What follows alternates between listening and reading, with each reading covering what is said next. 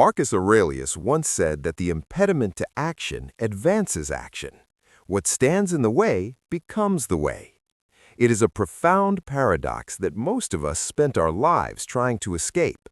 We treat failure like a terminal disease, a permanent stain on our character that defines who we are and what we are worth.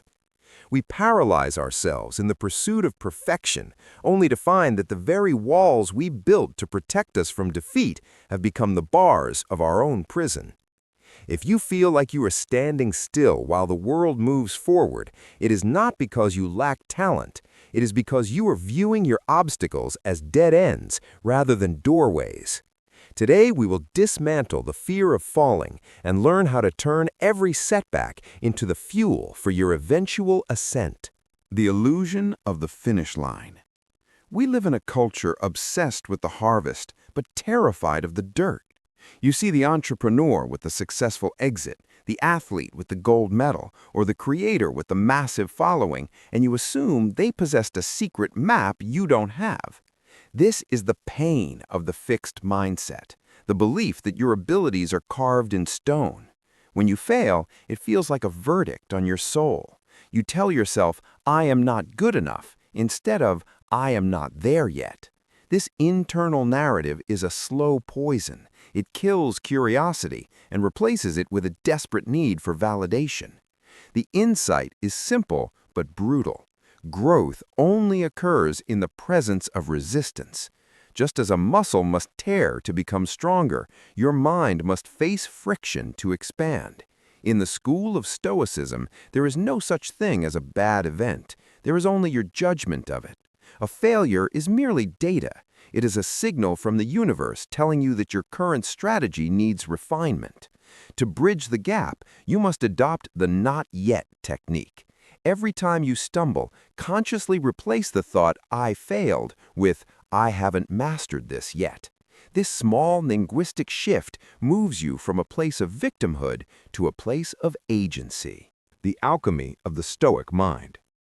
The second struggle we face is the crushing weight of external judgment. We don't just fear failing, we fear being seen failing. This social anxiety keeps us in the shallow end of life, playing a game we know we can win rather than the game we were meant to play. We trade our potential for the comfort of safety. But the Stoics taught us the dichotomy of control. Focus only on what is yours to command, your effort, your intention, and your reaction. Everything else, including the opinions of others and the final outcome, is noise. If this perspective resonates with you, and you find yourself seeking a deeper way to navigate the modern world, consider joining our community by subscribing. We explore these timeless truths together, turning ancient wisdom into modern strength. The actionable step here is the pre-mortem. Before you start a project or a new habit, visualize everything that could go wrong. Accept those failures in advance. By staring the worst-case scenario in the face, you strip it of its power. When the challenge inevitably arrives, you won't panic, you will execute, because you have already conquered the fear of the fall in your mind. The law of the harvest.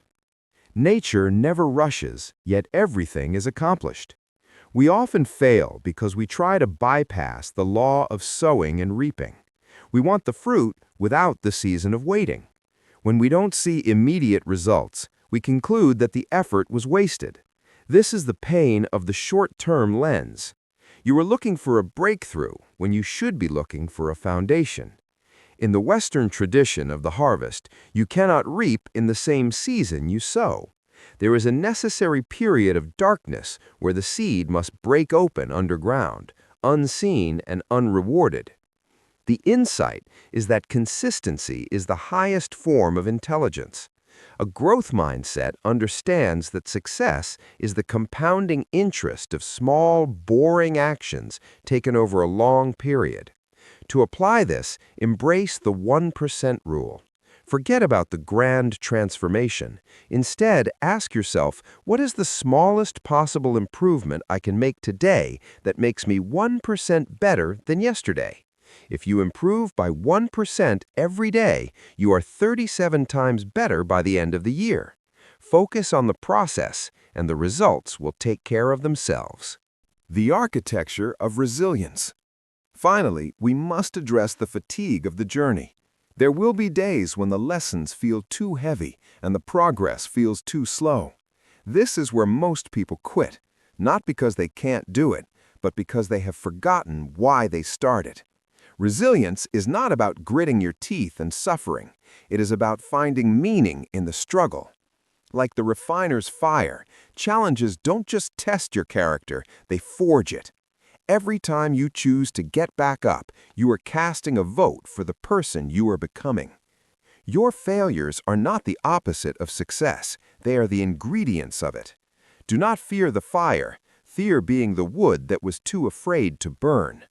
Carry this stillness with you as you step back into the world. You are not a finished product, you are a work in progress, and that is exactly where you are supposed to be. If this journey of self-mastery is important to you, subscribe to stay connected with our future reflections. Until next time, stay focused, stay resilient, and keep growing.